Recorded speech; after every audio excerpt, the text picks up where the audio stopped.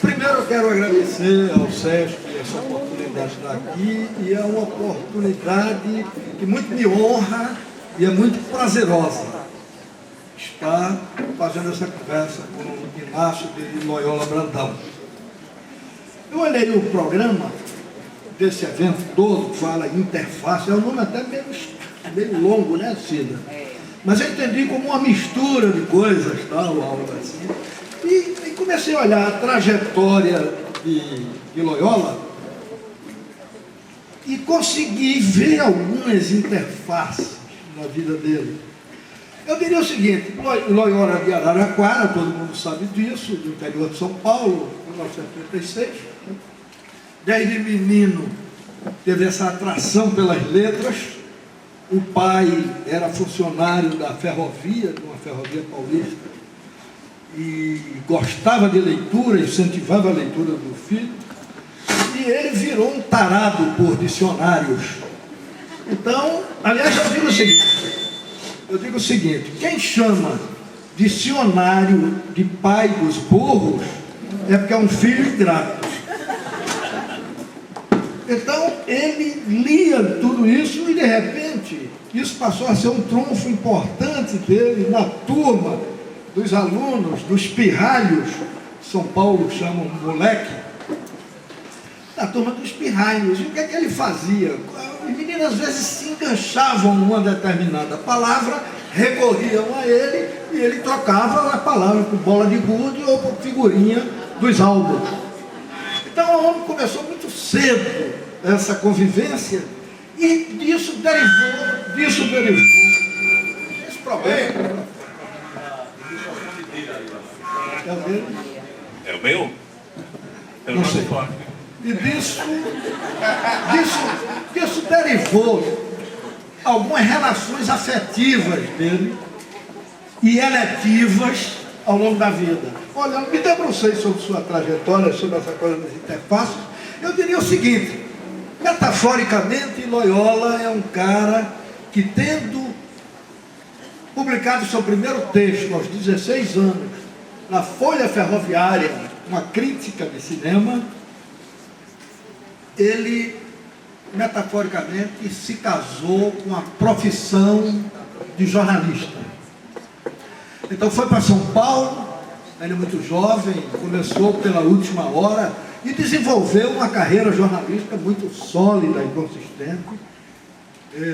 Não vou listar tudo, mas chegou a redator-chefe de, hoje se chama editor, de importantes revistas nacionais.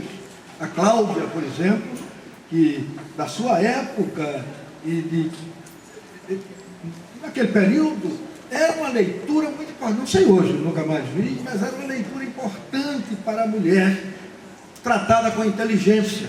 Me lembro da coluna de Carmen da Silva, que tratava de questões femininas com assombrosa lucidez. Foi editor até recentemente um militante jornalístico da revista Vogue, editor-chefe. Então foi um cara que se casou com a profissão jornalística. Marotamente arranjou umas amantes.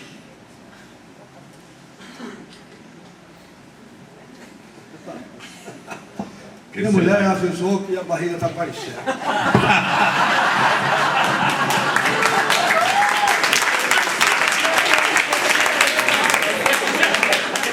Só ela pode ver essa beleza.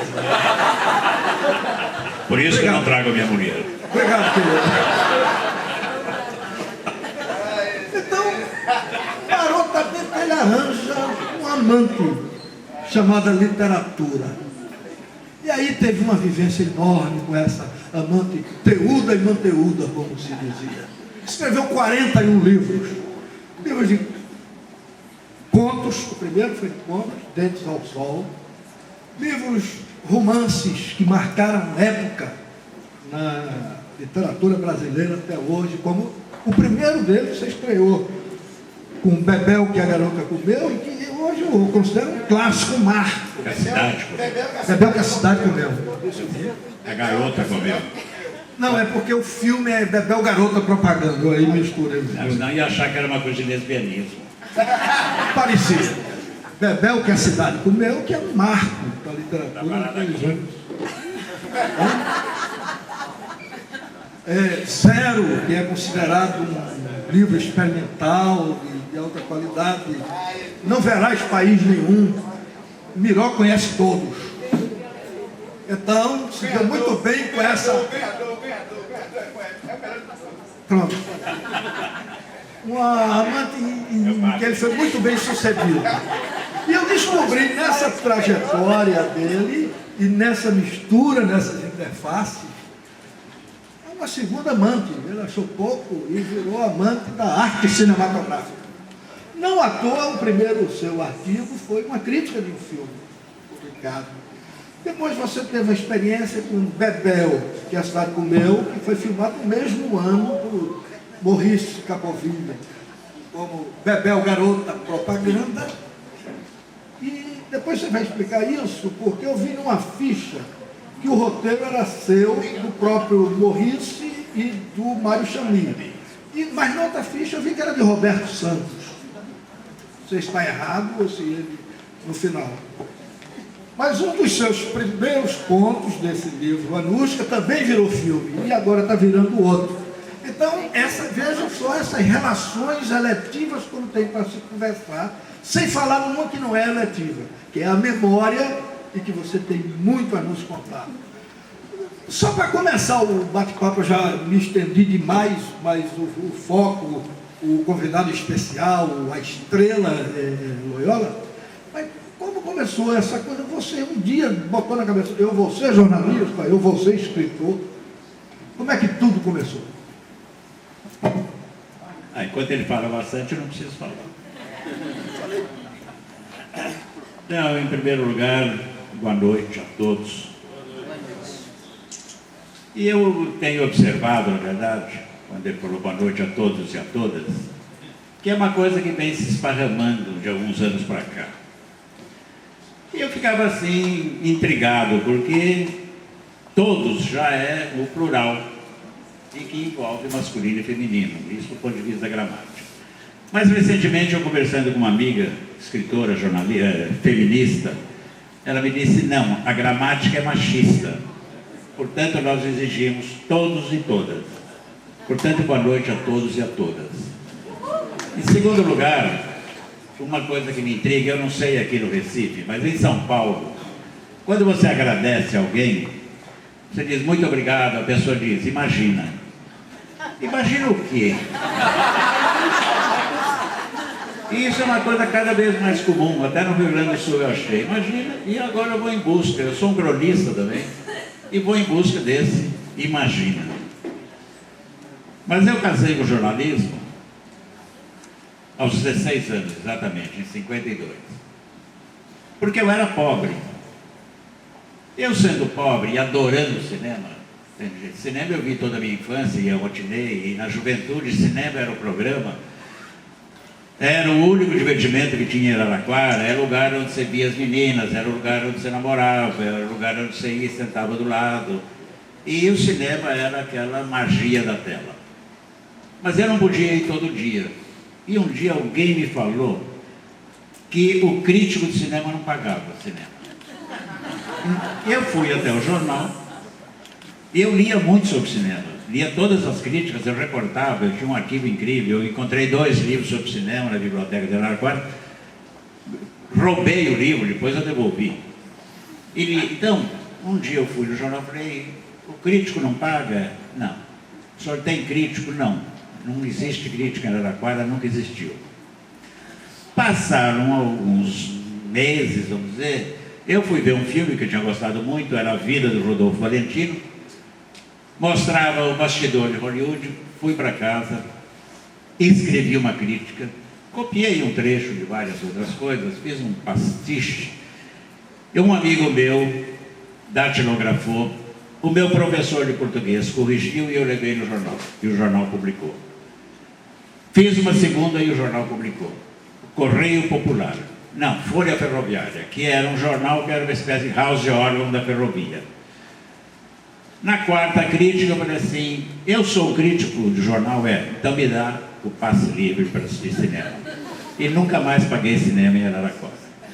E isso foi uma coisa muito boa, porque cinema para mim sempre foi fundamental. Quando eu olho para trás, todos os meus livros nasceram a partir de uma imagem. Por quê? Cinema desde moleque, desde criança, o matinê, o seriado. O cinema influenciou a minha maneira de escrever. E aí então, esse meu casamento foi primeiro por não ter dinheiro. Eu era tão pobre que para tomar água gelada, eu chupava uma bala de hortelã e bebia água. Aí você tem aquele sentimento de água gelada que é uma delícia. Então, esse foi o princípio. Isso foi muito curioso. Eu vou engrenar outra coisa.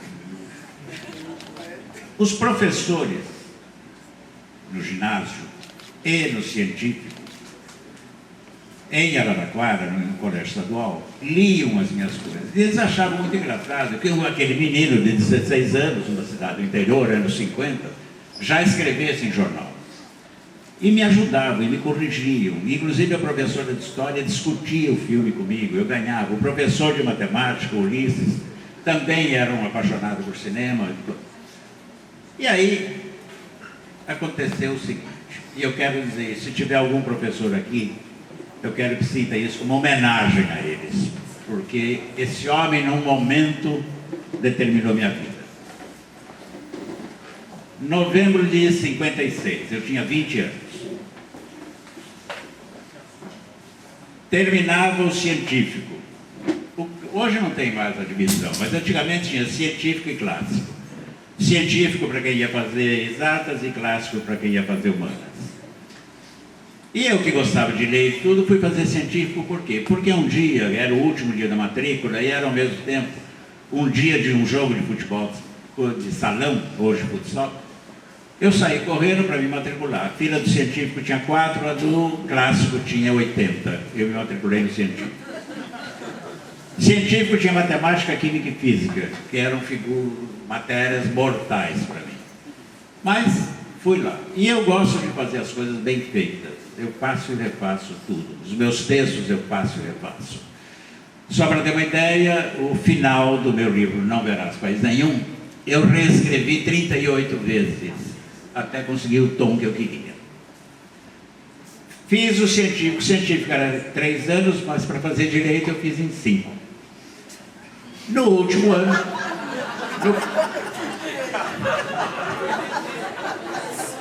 no quinto, tinha passado em tudo, só faltava matemática. Todo o meu grupo já tinha ido para São Paulo, porque nós no interior, a gente não suportava mais a cidade, não tinha condição, não tinha comunicação, não tinha nada. Foi nos anos 50. E só faltava eu, e eu com a mala pronta para ir embora. Zé Celso Martinez Correia, por exemplo, era um do grupo, e vários outros. O Salinas Fortes, que foi um grande professor de filosofia, tradutor do Sartre, era outro do grupo. Então. Bom, vou para o último exame, que era exame oral. Acho que não tem mais exame oral, tem? Eu nem sei se tem exame ainda. E o exame escrito era... Você podia ainda colar. Todo mundo colava. Inclusive a minha classe era mista, tinha uma moça do meu lado, levava cola na coxa. E aí eu olhava, mas acho que eu olhei mais a coxa do que a cola. E exame oral era chamada a hora da verdade, cara a cara, frente a frente. Sabe, não sabe, tchau.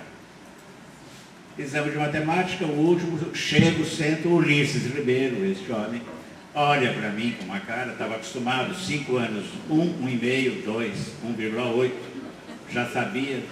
Falou, como é que é? Vai embora? Vou. Vai passar? Vou. Está preparado? Estou preparado. Precisa de muito? Pouco. Quanto? 9,7. Então vamos fazer o seguinte. Tudo ou nada. O que quer dizer? 0 ou 10. Vou te dar uma equação muito simples. Você resolve e vai embora. E o exame oral era feito num imenso salão que tinha 500 ou 600 pessoas, alunos. e várias classes em várias matérias. Aí ele me chamou lá num canto, colocou uma equação na lousa, chamava lousa. Nem existe mais lousa. Né? Eu acho uma maravilha. Eu acho tudo informático. Quadro negro também. E não é mais quadro negro, é branco. Eu não sei se por causa do politicamente correto, mas enfim.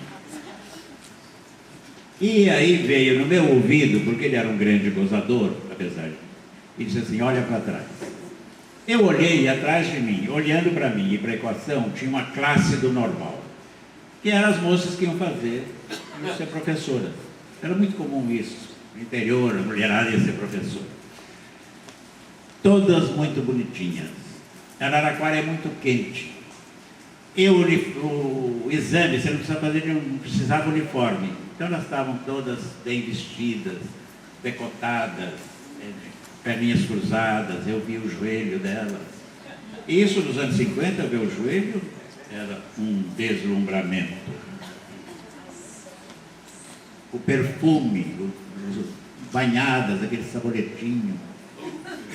E eu falei, e agora? Vou fazer feio? Não tinha a mínima ideia do que estava lá na lousa. Podia ser hieroglifo, aramaico, hebraico. Aí peguei o giz e comecei. Giz também não existe mais. Comecei a colocar todos os símbolos matemáticos que me vinham à cabeça. Raiz quadrada de x elevado à potência n menos 14. Sobre 1000 ao contrário. Nem CNPJ. 1000 ao contrário, sobre, e aí fui aumentando. Logaritmo de qualquer nome. Abri chave. E aí continuei. E de repente me veio uma coisa linda, assim, seno. Coisa sensual. Seno e cosseno. Fechei e fui. E aí de repente eu lembrei do infinito, aquele 8 deitado. E fui pondo raiz quadrada e potência N, coisa W, potência, e ia embora. Aí botei um traço reto. E aí veio o pi. O pi era lindo. 2 tracinhos com um tio em cima. Você sabia muita matemática. Sabia pra burro. Sabia tudo. E o pi, você sabe que é um número infinito. E, na verdade, ele corresponde a 3,14. Não sei do que, mas corresponde. Ué? Não tem nenhum professor de matemática aí? Só você mesmo. E aí fui até chegar no final. Só você. Hã? Só você. No final eu pus igual. Ah, bom, tinha um cara fazendo um exame de física do meu lado. Eu falei, vamos um pouco para lá que eu preciso do quadro. Era um cu de ferro que ficou me olhando. Igual a 645 CQD. Era o final de toda a equação. Como queríamos demonstrar. Pá. Botei o giz, falei, professor, as meninas encantadas. Eu vou a Araraquara até hoje, encontro várias delas. São todas avós. E algumas dizem, nunca me esqueço aquela manhã. Eu digo, nem eu. E claro que jamais contarei essa história lá. Mas eu já fiz uma crônica lá. Inclusive, contei essa história no colégio, diante do professor Ulisses, 6 meses antes dele morrer. O Ulisses foi para a mesa, para quadro negro, e aí ele ia assim.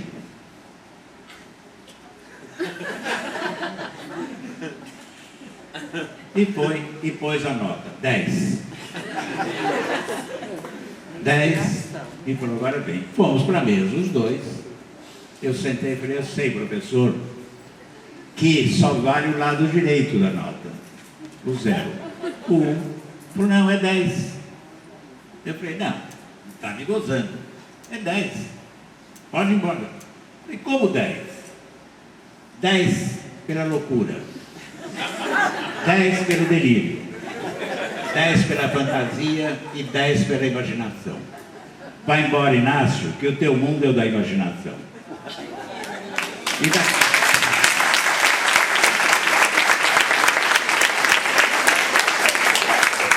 Daquela tarde de novembro de 56, daquela manhã até essa noite aqui em Recife, no César, eu vivi da imaginação, gente.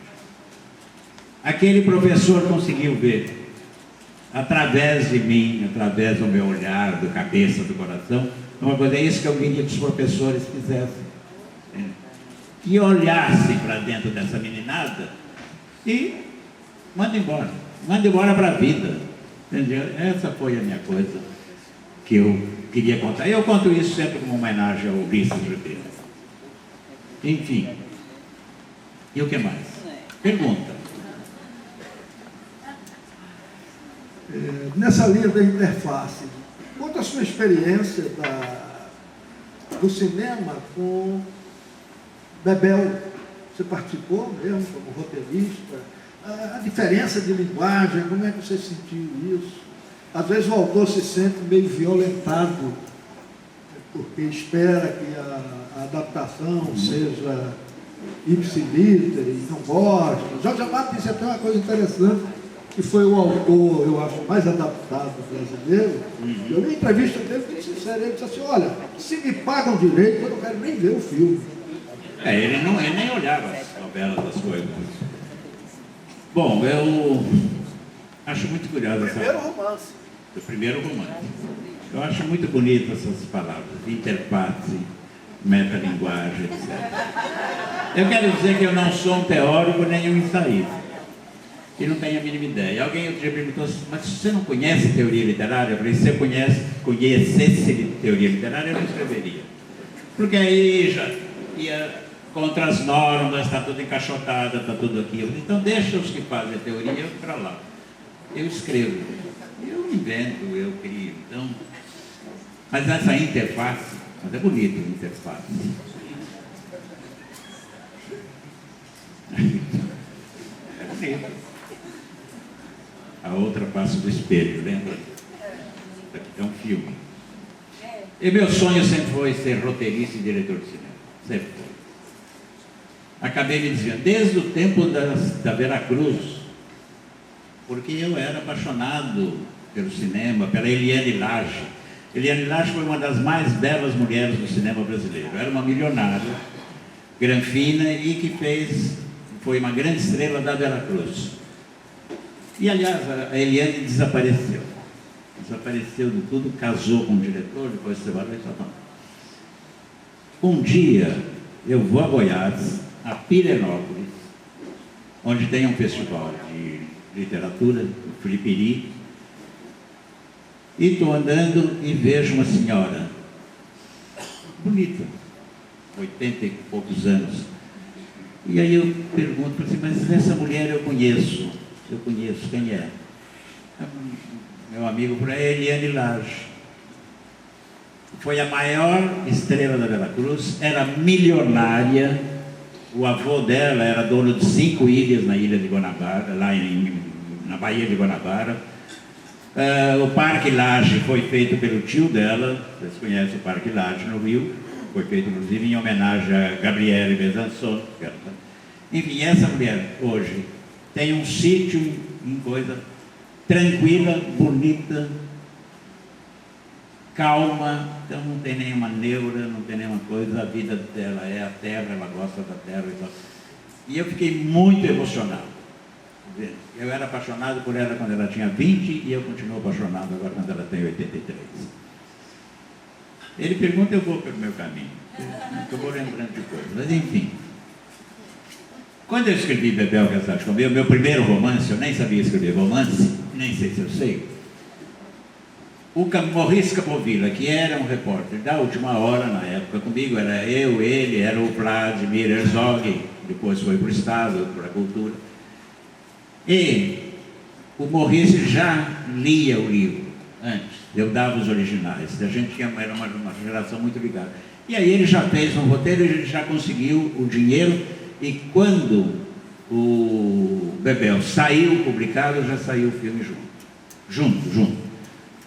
E eu fiz, ele me deu o roteiro para ler, era um roteiro muito bem feito, o Mário Chami era muito bom, o Roberto Santos deu ideias, porque já era um cineasta consagrado, ele disse, tira isso, põe isso, e 2 cenas que eu fiz, continuaram no filme, que é a abertura do filme e o final do filme. Então essa coisa já avançou. Bebel é o livro que eu escrevi? Na tela. Gente, são duas linguagens. Cinema é imagem e literatura é palavra. Então você não pode exigir. Eu não conheço nenhum livro da literatura que foi fiel. Mas você tem que pegar o espírito da coisa. Você pegou o espírito, é isso. Né? E o que eu acho muito interessante é, vamos dizer, um termo da igreja dos cristãos, transubstanciação. Eu sei disso. Você sabe? O sangue e o corpo de Cristo, você não sabe? Eu sei. Só eu, sei dessas coisas. Não tem nada a ver, é cultura geral. Inútil. Inútil. Você devia saber, o padre Marcelo está por aí. Está louco para falar com você. Está louco para falar comigo. Aí o repórter do Jornal do Mestre perguntou que livro você queria desescrever. Eu falei, desescrever é tornar ele branco, inútil, então é o livro do padre Marcelo. Ele com aquela orelhona. Você sabia que ele estava aqui no Recife? Eu vi no jornal. Vá de reto de Satanás.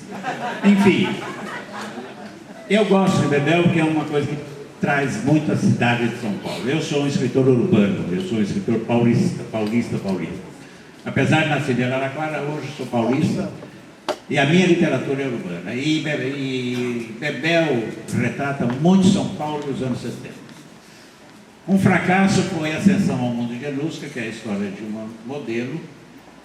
Era uma mulher pela qual eu fui apaixonado e a coisa não deu certo. E aí eu escrevi essa história, que foi feita por um filme pelo Francisco Ramalho, que hoje é um muito bom produtor, é produtor até de um filme, esse documentário sobre os judeus aqui de Pernambuco, de Recife. Foi produzido também pelo Francisco Ramalho, que fez o meu primeiro filme. Enfim, chegou um momento que eu estou em São Paulo, eu fui para o jornal, e eu queria fazer cinema, e eu descobri que para fazer cinema eu tinha que escrever o roteiro, buscar o dinheiro, assinar papagaio, ficar devendo em banco, e depois eu tinha que dirigir cenógrafos, fotógrafos, atores, essas coisas, e eu sou muito preguiçoso. Eu não tenho, apesar de ser do signo de Leão, não tenho nenhuma capacidade de liderança. E eu, como sou preguiçoso, acho mais fácil sentar na máquina de escrever e bato. É muito mais fácil. E deixei, mas quero um dia fazer um filme. A gente tem que ter um projeto para a vida inteira. Tem que ter um sonho, que você vai atrás. E um dia eu vou fazer um filme. Aí o cara falou assim, mas você tem 75 anos, quase 80, você ainda pensa em coisa, por que você quer? Eu falei assim, porque pensando nisso eu continuo caminhando, em busca desse sonho, desse projeto. Mas eu vou dirigir um filme, inclusive com a Angelina Jolie. O Brad Pitt, mistério. Mas enfim, o cinema pontuou minha vida sempre. Eu um dia fui para Roma, ganhei uma passagem do Olinho Simons, que era o dono da Panera, fui para Paris, Roma, eu tinha um dinheiro guardado. Tinha um amigo que já estava lá, eles tinham alugado um apartamento, eram 3 jovens, eu, o Celso Faria, que queria ser ator, e mais um outro, e 3 moças com as quais não tínhamos nada, mas elas apenas dividiam o apartamento. As 3 tinham sido figurantes em Cleópatra. E as 3 com dinheiro da figuração tinham comprado carros belíssimos, porque os italianos roubaram os americanos feito louco durante a filmagem do Cleópatra. Bom, e eu vivia lá. Eu fui a Tinetitá, e eu queria ver as pessoas, e eu queria fazer cinema, mas como é que eu vou fazer cinema? Eu não sei escrever inglês, francês, italiano, nada, nem vocês. Não dava, mas eu estava me divertindo. E um dia, eu fui com a carteira de repórter da Última Hora, a credencial. Eu soube que o Fellini estava escolhendo alguns figurantes para o Julieta dos Espíritos, que foi o primeiro filme colorido que ele fez, depois do 8,5.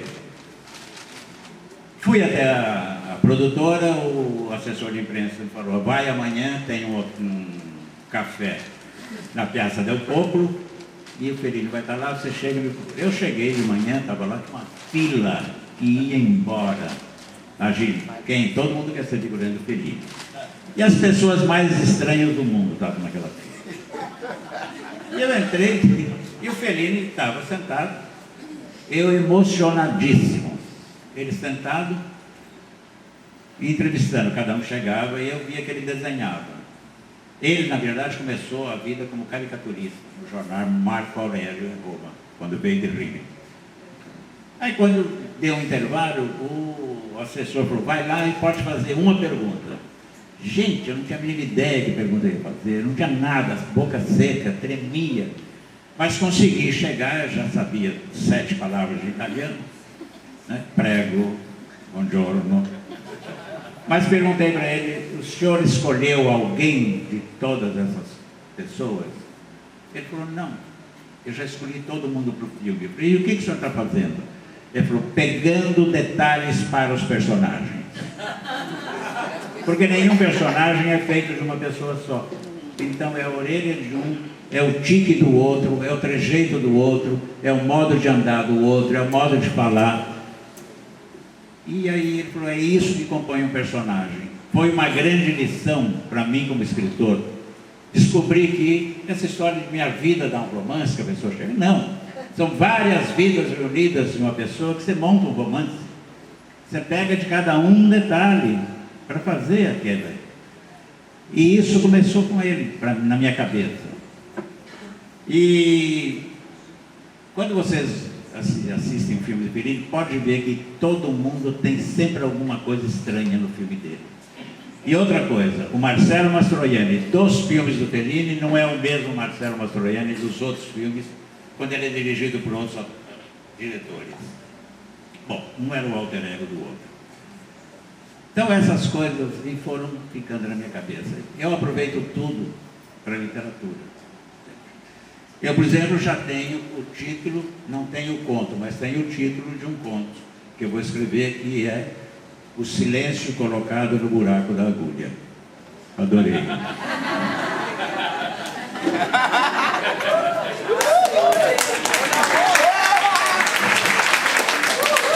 É lindo. É nóis, mano.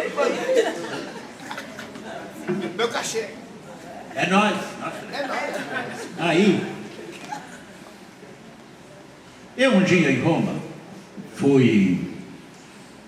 Vocês estão esperando que eu fale de literatura, né? Já entramos na memória. Agora é a interface, gente. A interface. Eu um dia fui assistir, entrei no cinema, ainda não sabia nada de italiano, não sei até hoje, e vi 8,5. E entrei no meio do filme. Não entendi nada daquilo. Puta vida, o que é isso? Não só não entendi italiano, como as cenas se sucediam, os planos se mudavam, se transubstanciavam, os planos. Que imagem, o que é isso? Mas fascinado com aquilo. Fui ver de novo, do começo ao meio, fim. Também nada. Assisti umas 3, 4 vezes. Aí vi numa livraria o roteiro publicado e comprei. E li o roteiro. Aí eu entendi a ideia. Porque o 8,5 é a história de um diretor que está num bloqueio e ele não consegue fazer o filme dele. E o filme é narrado assim, no plano da realidade, no plano da realidade idealizada, que é o que ele pensa, gostaria que acontecesse, que é o plano da memória e que é o plano do sonho. E de repente eu percebi que esses planos todos formavam um filme. E quando eu fui escrever Zero, que é um livro que retrata toda a opressão da ditadura, escrito entre 64 e 73, eu levei 9 anos, eu falei, a estrutura é a estrutura do 8,5. Então, e aí, toda aquela fragmentação do livro, todos aqueles planos que vão e vêm, que ligam ou não se ligam, foi tirado do cinema, porque o cinema é fundamental para mim. Não esqueço uma tarde em Roma, que eu ficava lá olhando, porque tinha a Via Vêneto, que era o centro da Dolce Vita, todos os bonitões, as bonitonas, todo mundo, os globais de Roma estavam todos lá. E aí eu vejo parado um puta num carro esporte, sai um cara alto, entra num café de Paris, está lá tomando alguma coisa, e eu pergunto para um jornalista italiano que está lá do meu lado, falei, e esse? Quem é esse cara? Os caras fracassam em Hollywood, esses americanos, e vêm para cá. Vem para cá, faz aí um faroestinho, 2, que era a grande época do western spaghetti, pega um dinheirinho, às vezes pega uma velha por aí, vira gigolô. Esse não vai dar nada. Esse, ó, o nome dele era Clint Eastwood. Eu nunca vi alguém com menos capacidade de prever qualquer coisa. Profeta. Essa coisa da vida tem coisas muito curiosas. Tem enigmas e tem coisas muito interessantes que a gente não sabe. E por isso é que eu sou escritor. Eu tento descobrir. Em Roma, eu já saio de Roma. Tinha um sujeito que era um americano, tinha uns 50 e tantos anos, muito bem vestido, sabe, posudo, simpaticíssimo, amigo de todo mundo, conhecia todo mundo, sabe, desde executivos até modelos, atores, figurantes, putas, o que tivesse. Era chamado Charles Fawcett e era chamado gerente da Via Vêneto. Tudo que você precisava ia com o Charles Fawcett, ele resolvia. E na minha cabeça fui perguntando quem é, como é, e eu falei, bom, é um gigolô, ele vive de alguma coisa, é um bom vivant, é um playboy, é uma coisa, e é um Zé Ninguém, é um gostosão, sabe? Todas as coisas assim. Passam os anos. Eu estava escrevendo um dos meus livros mais recentes, Acordei Woodstock, que é uma viagem que eu fiz pelos Estados Unidos, mas é um livro que é uma viagem dentro da viagem por dentro de mim, que tem fantasia, tem romance, tem invenção e tem viagem provavelmente. E de repente de uma caixa sai uma fotografia que mostra Charles Fawcett, eu e uma jornalista brasileira. E eu falei, mas e esse homem de novo? 50 e tantos anos depois, eu estive em Roma em 63. Quem era? Comecei a pesquisar e descobri. Charles Fawcett, esse que eu achava que era um playboy, gigolô, gozador, era um americano que saiu jovem dos Estados Unidos, foi para Paris, estudou arte, fez escultura, fez uma certa carreira e entrou para um grupo de um inglês, já no final da guerra, da Segunda Grande Guerra, um grupo de pessoas incríveis que penetrava na Alemanha e na França ocupada e tirava os judeus ameaçados e levava embora. O Charles Fawcett, inclusive, casou 6 vezes com judias para poder tirá-las de dentro da Alemanha. Ele depois foi para o Afeganistão, depois ele esteve em Budapeste, naquela coisa. Então era ao mesmo tempo um aventureiro e um cara que fazia isso. Em Londres, em 2001, ele foi homenageado pelos judeus todos pelo que ele fez. Então, na verdade, aquele homem que eu achei que era um gigolô, era um herói. É incrível, quando eu parei de ter preconceito e de julgar porque não há a mínima chance. Você não sabe quem está ali. Quem está ali, às vezes, é uma pessoa incrível, impressionante. E esse é o último capítulo do Acordei, em Woodstock. Eu acordei em Woodstock porque nessa viagem, fui eu, minha mulher e um casal amigos. Era uma viagem pela Nova Inglaterra de passeio. E a gente foi andando, e de repente batemos numa cidadezinha chamada Woodstock. Fiquei felicíssimo. Falei, puta, Woodstock é o marco da minha geração. Tem sexo, amor e drogas. Tudo que eu pratiquei a vida inteira. É mentira. É muito. É muito. Não pratiquei nada disso a vida inteira. Sou casto. E aí, mas enfim, era o grito da geração, era o rock, era aquela coisa. Enquanto aqui você tinha uma ditadura, censura e tudo, lá eles estavam tocando rock, você tinha todo mundo lá, João Baez, que era o ídolo. E eu falei, finalmente. E eu lembro que eu pensei até em ir para Woodstock, mas aí eu tinha achado. Bom, estou em Woodstock, maravilha. Vou descobrir aonde foi o festival. Né? E a cidadezinha de Woodstock, inclusive, odiou o festival, porque esperavam 5.000 pessoas, foram 500.000. E, com toda aquela loucura, só morreram 2 pessoas. Uma que estava dormindo no pasto e um fazendeiro não sabia, passou com o trator em cima dele. E o outro que já estava meio doente e esse realmente bebeu. De 500.000 só morreram 2. Bom, procuro, e aí havia um lugar, acho que é aqui, Woodstock. Mas por que não tem nada? Aqui é Woodstock, e eu encantado Woodstock, tirava foto junto à placa do Woodstock e tal. Um dia entrei numa livraria e falei com o livreiro, o senhor é daqui, sou. E o senhor foi ao festival? Ele falou, não fui. Eu falei, como não foi? Era só a senhora atravessar a rua.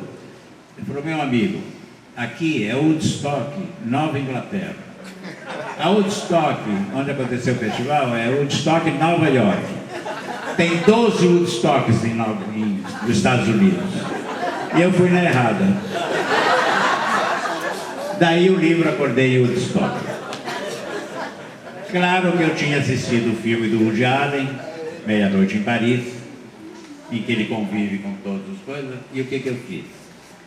Uma noite, a Joan Baez cantou para mim, num bar. Claro, na minha cabeça, na minha imaginação, porque a fantasia que valeu. Mas ela cantou para mim num bar.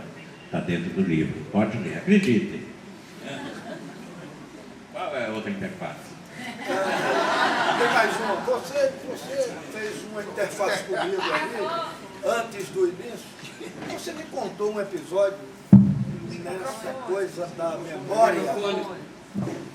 Você me contou um episódio nessa coisa da memória e que foi muito marcante na sua infância, com o seu avô, e que você nunca contou essa história. Você queria contar hoje aqui? A caneca Vocês são amigos? A caneca do João Soares, ó. A caneca do Ascenso. Já está acabando? É para acabar aí? Não, para depois ver se as pessoas querem Ah, é verdade. interagir. É verdade, para interagir com a interface. Distanciar alguma coisa. É uma culpa que eu tive durante 60 e tantos anos. Uma culpa que eu não consegui lavar. Vou lavar agora. Pela primeira vez eu vou contar essa história. Pela primeira vez eu vou contar essa história. E é difícil de contar, mas eu vou contar. Eu vou contar porque eu já escrevi 2 versões dessa história. Que se chama Os Olhos Cegos dos Cavalos Loucos. É uma relação eu e meu avô. Meu avô, pai do meu pai. Meu avô paterno, Zé Maria. Que era um marceneiro de grande habilidade, era um artista, era um artesão. E eu estou falando do século passado, 1912, numa cidade mínima chamada Matão, ao lado de Araraquara, onde eu nasci. Meu pai nasceu também em Matão. Naquela época não tinha fábrica de móveis e lojas, então cada um encomendava o seu móvel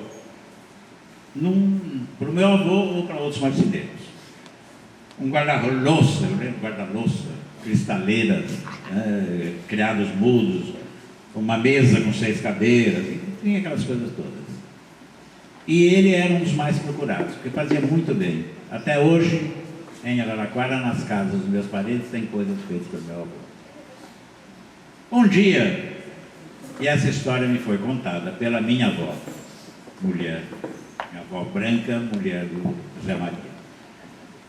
Caiu na mão do Zé Maria uma página de uma revista ou talvez de um catálogo americano.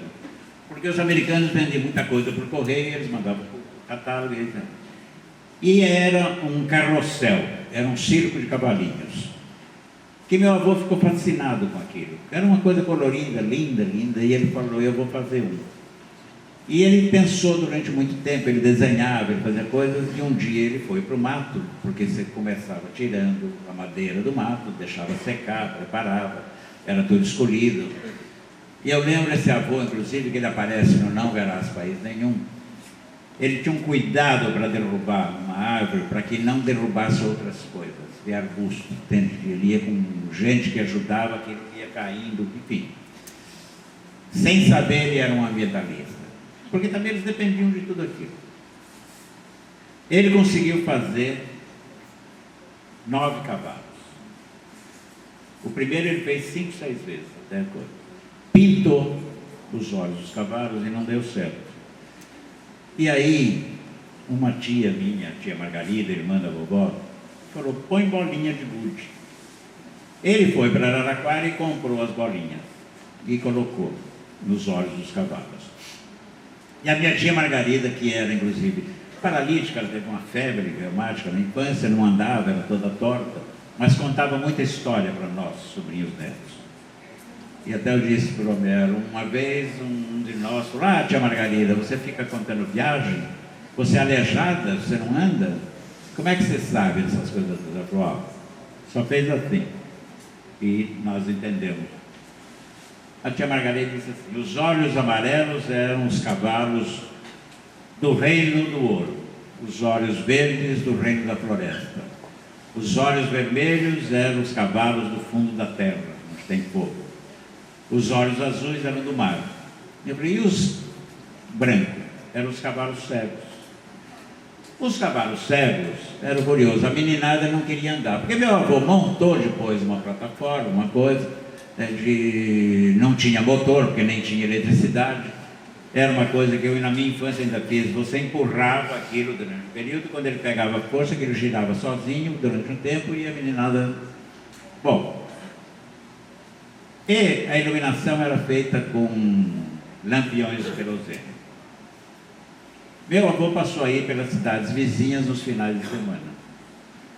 E minha avó dizia assim, foi um período muito bonito da nossa vida, porque a gente ia, a cidade se iluminava, eram coisas pequenas, as criançadas todas vinham, até gente grande andava, a gente ficava conversando, conheceu gente, a gente comia, bebia, foi tão bonito, porque não acontecia nada em Matão. E aí ele falou, a gente levava alegria para os lugares. Foi um período feliz da vida do seu avô e minha. Uma noite, uma criança com um estilingue quebrou um lampião. O querosene caiu num cavalo, queimou o cavalo e queimou todo o carrossel.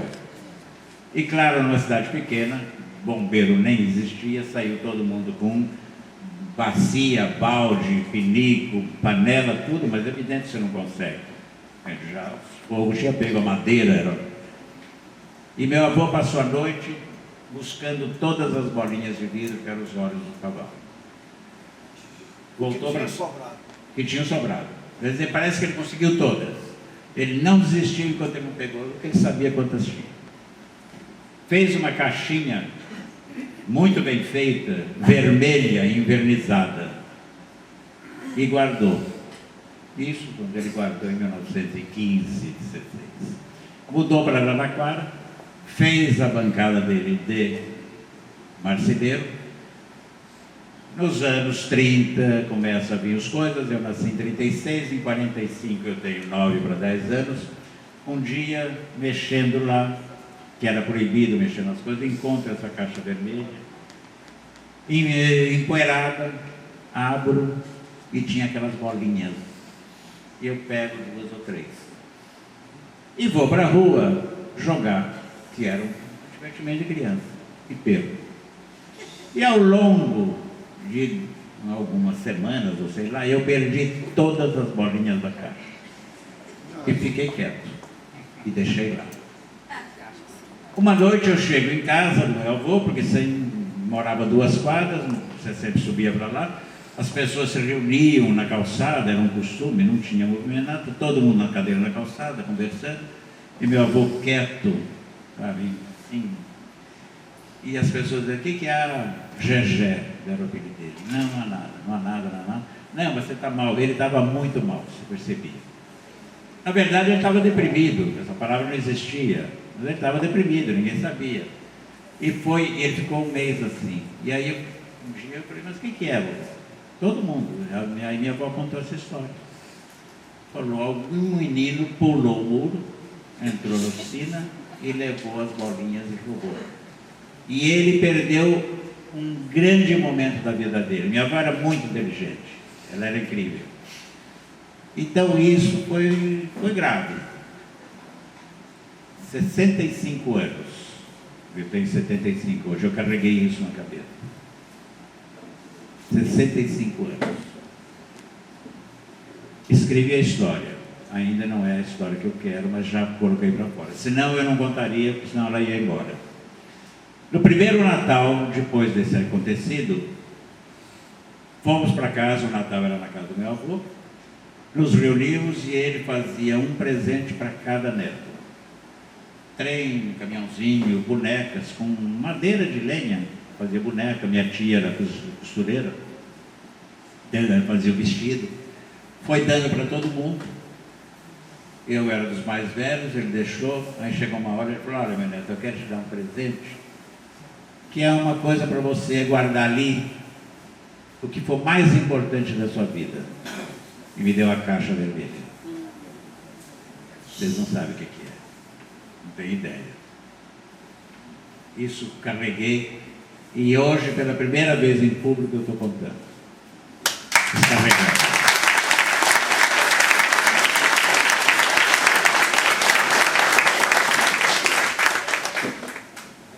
A literatura é feita de realidade, de ficção, de imaginação, fantasia e de memória. São os alicerces da literatura e de tudo isso. Agora, se vocês quiserem conversar... Eu quero. Então vamos. A propósito de memória, eu queria que você falasse das suas memórias do livro sobre Dona Ruth Cardoso.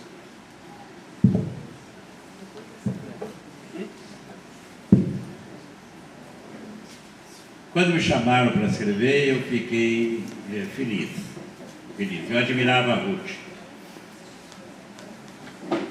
E é muito curioso, porque eu fui indicado pelo Fernando Henrique, que mal me conhecia, mas ele sabia.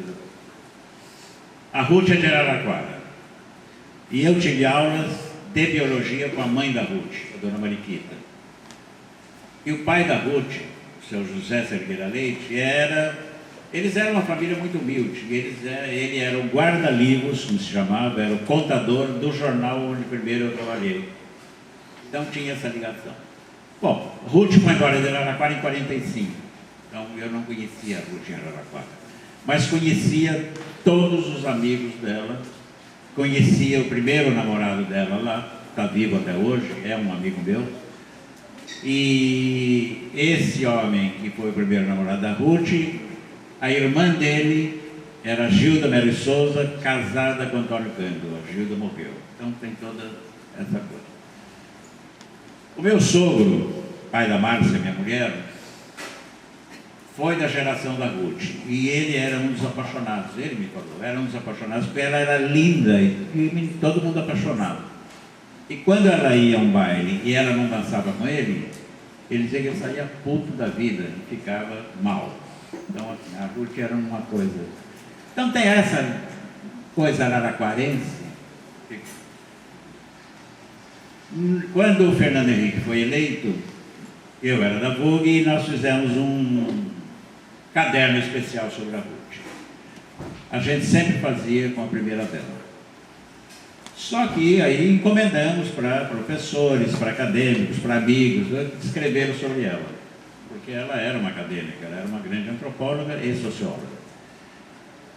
E faltava uma entrevista com ela. E aí a sucursal em Brasília pedindo, olha, queremos uma entrevista. Ela dizia, não vou dar entrevista, não vou. A relação dela com a imprensa era muito complicada, ela não queria aparecer.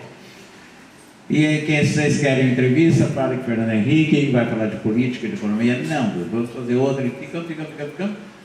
E aí, de repente, ela disse, tá bom, então me manda o Inácio para a gente falar de Araraquara. Porque ela sabia que eu era de Araraquara. E marcou comigo, de 2 às 4, no apartamento dela em São Paulo, um determinado dia. Eu cheguei às 2 em ponto, sentamos e começamos a conversar. Só que eu conhecia todos os referenciais dela. Sabe, as tias beatas, os amigos, os bailes, essas coisas, sabia tudo. Então Araraquara estava ali, a gente foi conversando, às 2, até às 4, às 5, às 6, às 7, às 7h30 ela falou, eu vou fazer 2 cafés para nós. E fomos na cozinha, ela falou, nossa, estamos aqui há 5 horas. E aí ela falou, eu vou fazer um café só para os 2, porque minha mãe me ensinou a fazer café para 2, 3, 4 pessoas, 5, ela sabia fazer o número de xícara exato. Porque viviam no cortado na época, então ela tinha essa coisa. Quando eu publiquei a matéria na Vogue, eu recebi um e-mail dela que foi muito bonito, porque ela disse, depois que eu fui embora da cidade, eu voltei 2 ou 3 vezes.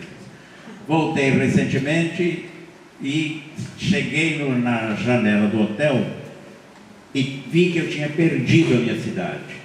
O cinema tinha sido derrubado, o chafariz tinha sido pintado, não sei o que, estava mudado, a rua tal, estava coisa, eu não achava mais. E eu fiquei muito desesperada com a perda de Araraquara. Eu recuperei com a nossa matéria. E o Fernando Henrique sabia disso, então quando resolveram fazer a biografia, me chamaram. E eu quero dizer que foi dos livros que eu mais adorei fazer. Foi uma encomenda que eu fiquei meio assim, e depois que eu mergulhei, e que aí eu fui penetrando, eu me apaixonei pela mulher. Até foi muito curioso, porque em Teresina, de ontem, o tema, eu ia falar só sobre a biografia. Cada um falava uma coisa, o meu era mais rápido. Quando o autor se apaixona pelo biografado. Aí veio um repórter de uma TV para conversar comigo e disse, então, como é que é essa relação? Então, o senhor se apaixonou por ela? Eu falei, claro, o autor se apaixona, senão você não consegue nem fazer. Mas teve alguma coisa ou foi uma relação só platônica?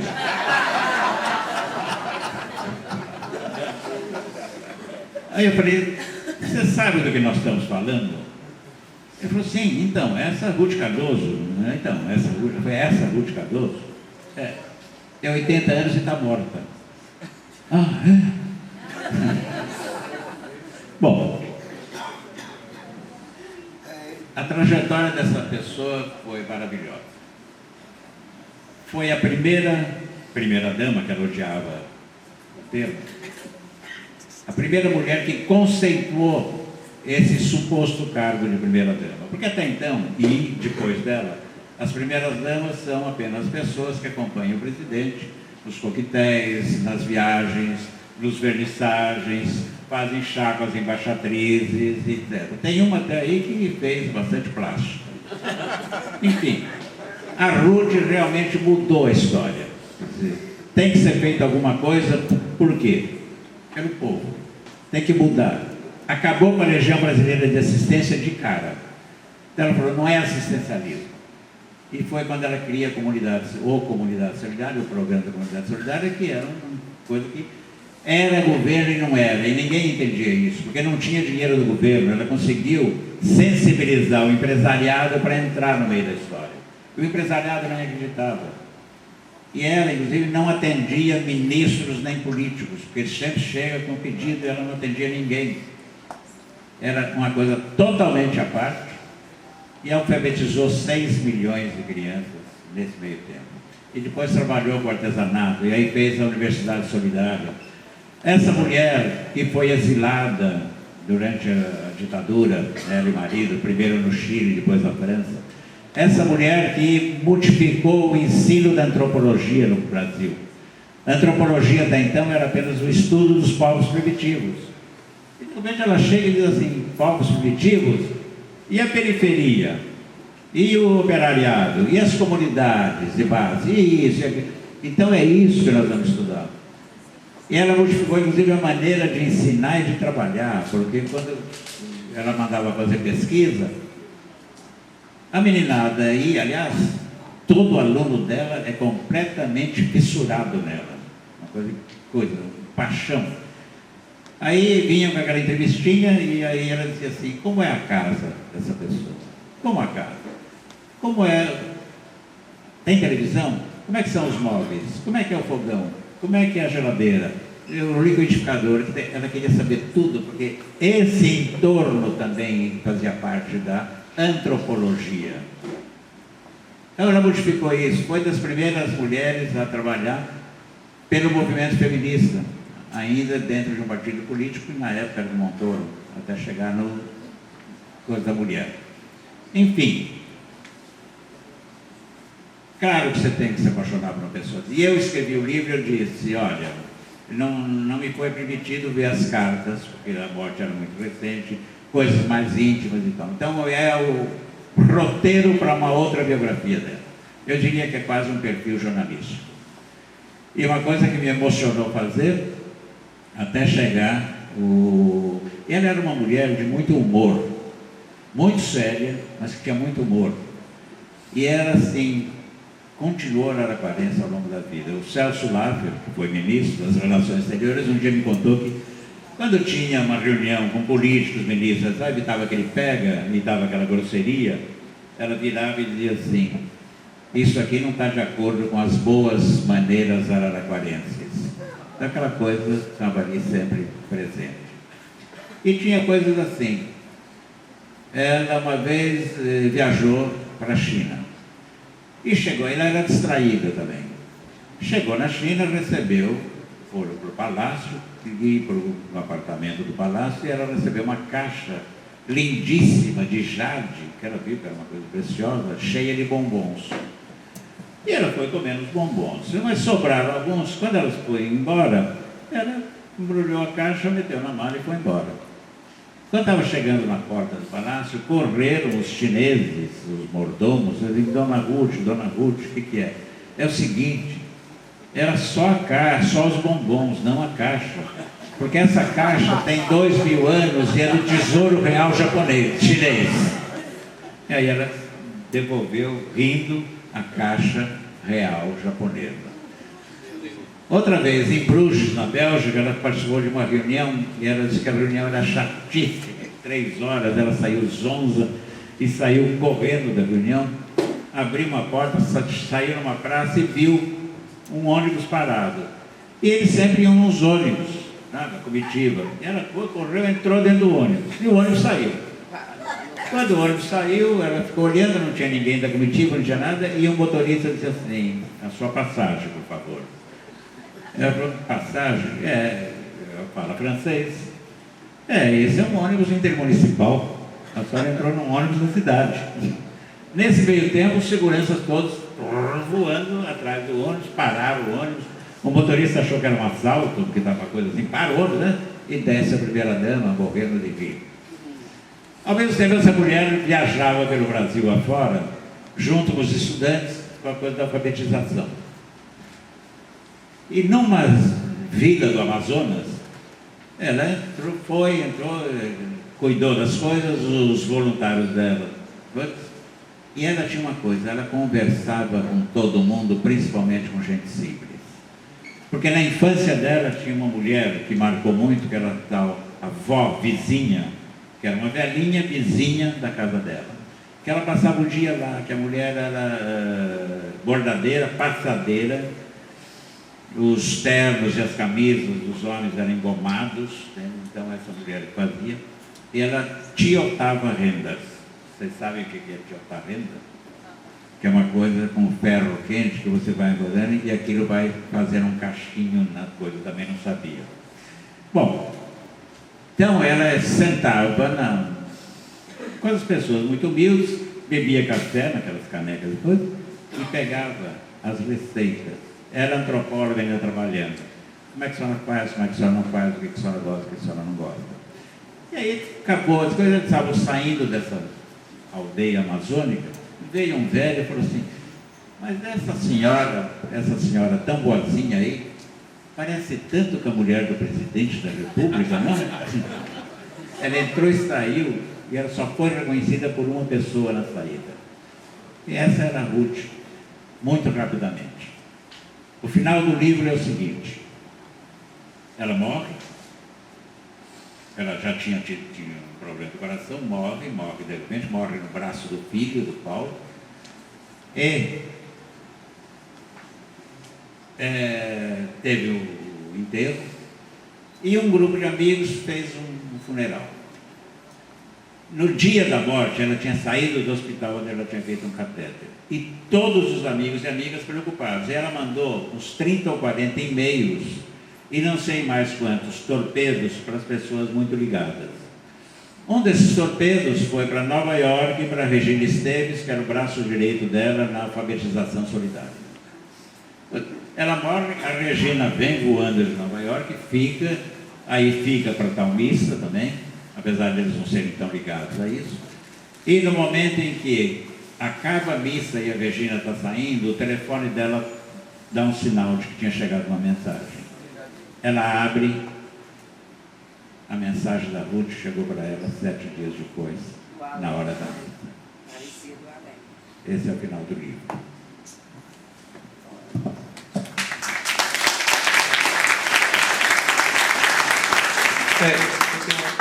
Eu não sei até que horas. Eu queria fazer uma homenagem para ela. Eu fico aqui a noite inteira, enquanto tiver um vivo aí. Eu conheci faz 26 anos, na Bienal do Livro em São Paulo, e eu lhe dei um livro meu primeiro livro. E você disse assim para mim: você não quer o meu? Você não quer o meu? Pega o meu também. E você me deu o livro, acho, não foi em segunda-feira, acho que foi o ganhador, Não Verás Paz Nenhuma. Você não podia me dar o livro de presente que você estava lançando. Toma meu. Aí botamos contato e você depois, gentilmente, faz 26 anos isso. Eu não podia deixar isso escapar. 26 anos deve ser o ganhador. Você me deu de presente, depois mandou um cartão para mim e tal. E hoje é um dia muito feliz na minha vida, a lhe rever e você está vivo.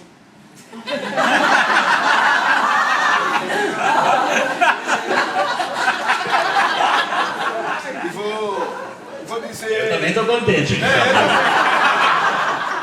Adorando, Davi. E dizer para você que, depois de Drummond, você é o escritor que mais me influenciou a escrever. Você me perturbou minha cabeça quando eu fui morar em São Paulo. A gente escreve para perturbar mesmo.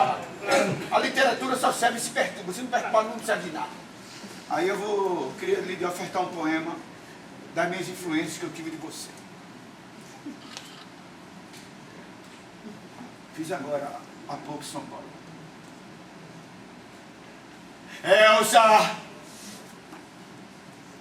Elza caga na rua. Elza caga na rua. No Largo de Santa Cecília. Não limpa a bunda. Nem por isso morreu ainda. A guarda metropolitana não ousa prendê-la. Não há no Código Penal nada que diga que cagar em via pública é crime. E se tivesse, Elza cagaria do mesmo jeito.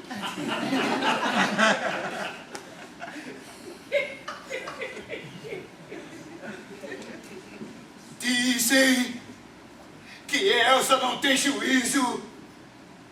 Os sem juízo são imunes perante Deus e a polícia. E nem sequer sabem da existência de papel higiênico.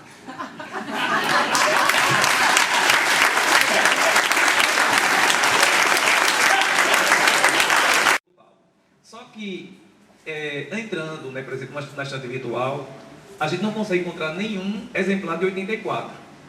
E a gente sabe que um pouco mais tarde, já no ano 2000, é que vai ser publicado pela pela Global. Então, como foi esse processo de recepção?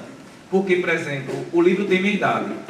E quando eu fui vasculhar um pouco sobre a recepção, eu percebi que não só você, mas como Gilberto Freire, Ariano Suassuna, Rubens Fonseca, publicava via também revistas da época. Então eu queria saber essa relação entre publicar em revista, depois publicar em livro e a recepção desse livro. E o meu pedido é que você falasse um pouco sobre o processo de criação do livro, né, a sessão chamada Desejo. Porque eu sinto que é possível, através dessa sessão, fazer algumas leituras psicanalíticas. Eu queria saber da tua relação com a psicanálise. Você é o Jefferson? Eu recebi teu e-mail, mas olha, eu fiz assim, recebi teu e-mail na Grécia. E vim andando coisa e agora eu cheguei aqui. Em 83 eu morava na Alemanha quando saiu essa edição. A Codegri já estava no declínio, a Codegri estava, o Pasquim e tal, já estava no final dele. Eu só tenho uma edição do Cabeça de Segunda-feira. Essas outras 4 desapareceram. Sim, eu tenho essa. Mas depois saíram outras, eu não tenho mais nenhuma delas. O hiato é também na minha estante. Eu não sei, porque a Codegri era uma coisa muito desorganizada. Era muito louca aquilo tudo. Por isso eles fizeram o Pasquim, graças a Deus. Enfim, aí quando eu volto e vou para a Global, aí a gente reeditou o livro. Aí modificou capa, modificou tudo. A Global continuou a vender essa edição da Codegri, porque ainda eles tinham um monte no depósito. Aí quando a Global reeditou o livro, aí já é uma nova edição, uma coisa. Eu já não lembro que edição que é a que vem pela Global. Então eu não tenho como te informar dessas coisas, dessas edições, porque eu também não tenho. Então essa coisa fica.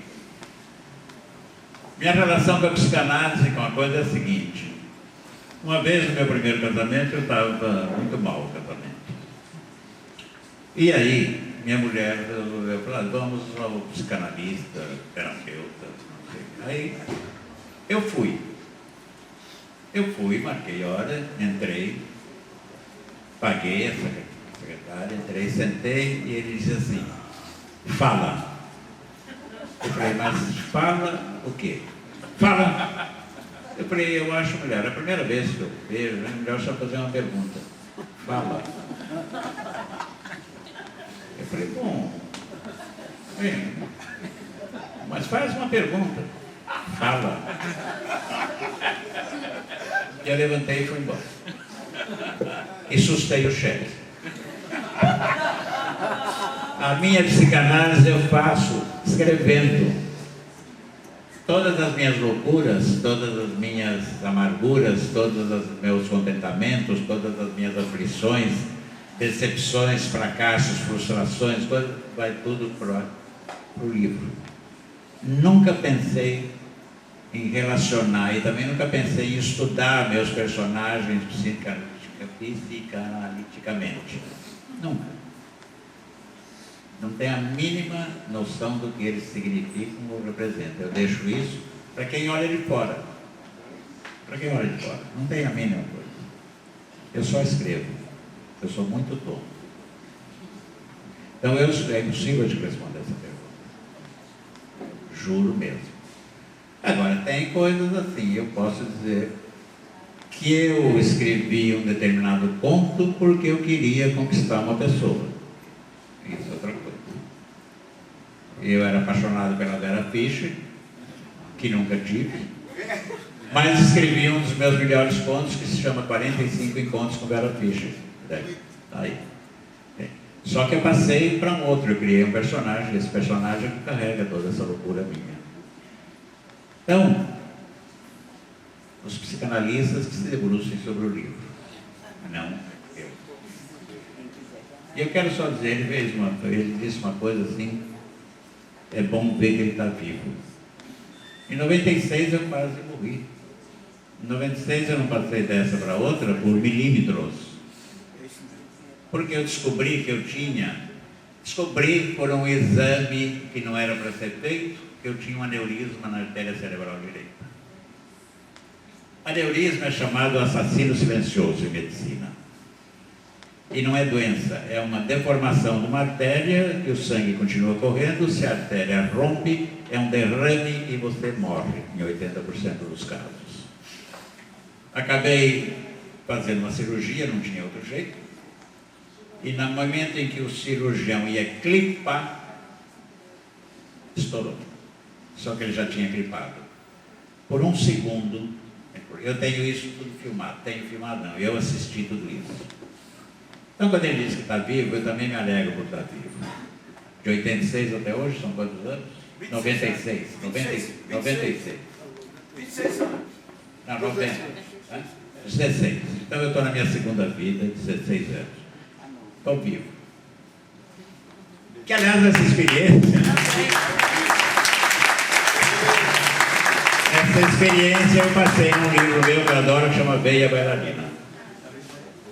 Bom, já fui avisado pela programação que, infelizmente, é um horário a ser cumprido, vamos terminar. Por mim, a gente teria a noite inteira para passar com essa figura extraordinária, com a honra e prazer para mim.